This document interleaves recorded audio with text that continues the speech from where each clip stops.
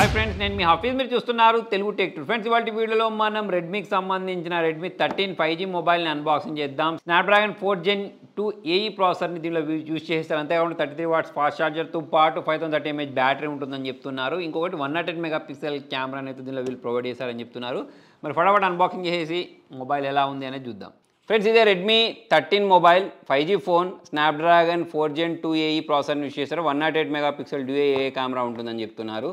మరి 33 watts turbo charge ఉంటుంది. Battery backup 5030 mAh battery, అంటే పెద్ద సైజ్ బ్యాటరీని ఇచ్చేసారు. ఫాస్ట్ ఛార్జింగ్ ఉంది. ప్లస్ ఇక్కడ మనకు ఫుల్ హెచ్డీ ప్లస్ డిస్ప్లేని ప్రొవైడ్ చేశారు. అడాప్టివ్ సింక్ డిస్ప్లే ఉంటుంది అంటున్నారు. 13 మెగాపిక్సెల్ సెల్ఫీ కెమెరా ఉంటుంది. గొరిల్లా గ్లాస్ ప్రొటెక్షన్ ఉంటుంది. సో మరి క్రిస్టల్ గ్లాస్ డిజైన్ ఉంటుంది అంటున్నారు. హైపర్ ఓఎస్ ఉంటుంది. 16 GB ర్యామ్ అంటున్నట్టు, అది ఎట్లా వర్చువల్ ర్యామ్ ఉంటుంది అనుకోండి.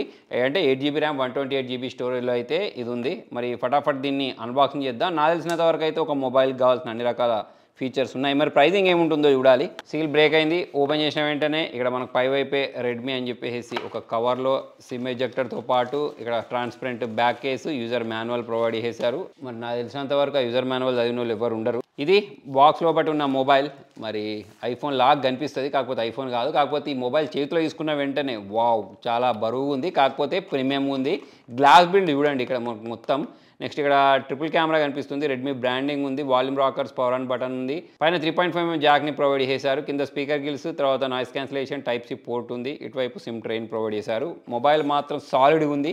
మరి బాక్స్ లోపల ఇంతకుముందు నేను చెప్పినట్టు ఈ 33 వాట్స్ ఛార్జర్ ప్లస్ ఇక్కడ టైప్ సి కేబుల్ని ఒకదాన్ని ప్రొవైడ్ చేశారు. అంతే, ఇక బాక్స్లో ఏం లేదు.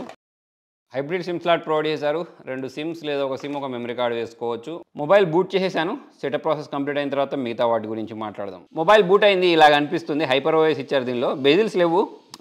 ఇక్కడ మనకు చుట్టువైపులా బెజిల్స్ లేవు. కింద కొంచెమే ఉన్నాయి, కూడా ఎక్కువ కనిపించట్లేదు. అబౌట్ ఫోన్లోకి వెళ్తే సేమ్ అవే కనిపిస్తాయి. కాకపోతే ఇక్కడ వర్షన్ ఉండే అవుట్ ఆఫ్ బాక్స్ ఇది Android 14 తోటి వచ్చింది. ఫింగర్ ప్రింట్ సెన్సార్ గురించి మాట్లాడదాం. యాక్చువల్ ఫింగర్ ప్రింట్ సెన్సార్ నేను రిజిస్టర్ చేసిన తర్వాత ఇక్కడ ఫాస్ట్గానే మొబైల్ అన్లాగ్ చేస్తుందా అంటే కొంచెం గ్యాప్ అయితే తీసుకొని అన్లాగ్ చేస్తుంది. మరి ఆ ప్రాసెసర్ కూడా అట్లాంటిదే.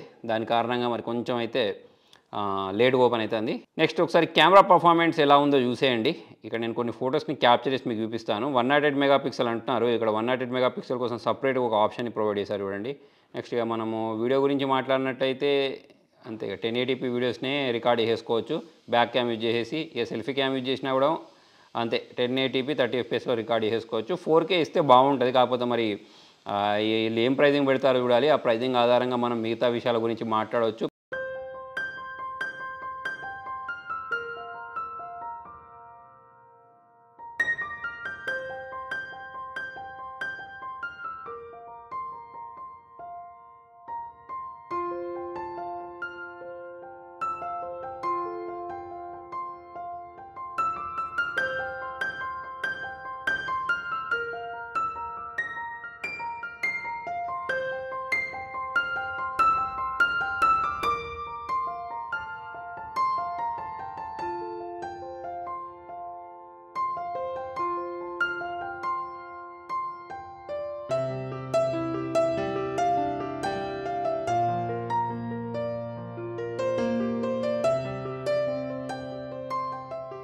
మరి మొబైల్ అయితే తక్కువ ధరలో వస్తేనే బాగుంటుంది. ఎందుకంటే మరి దీనిలో ఇన్ని బ్లోట్వేట్స్ ఇచ్చేసిన తర్వాత కొంచెం ల్యాగ్ ఉంటే మాత్రం 10,000 లోపు బడ్జెట్లోనే ఇది సరిపోతుంది. మరి ఒకసారి వీడియో ప్లే చూద్దాం.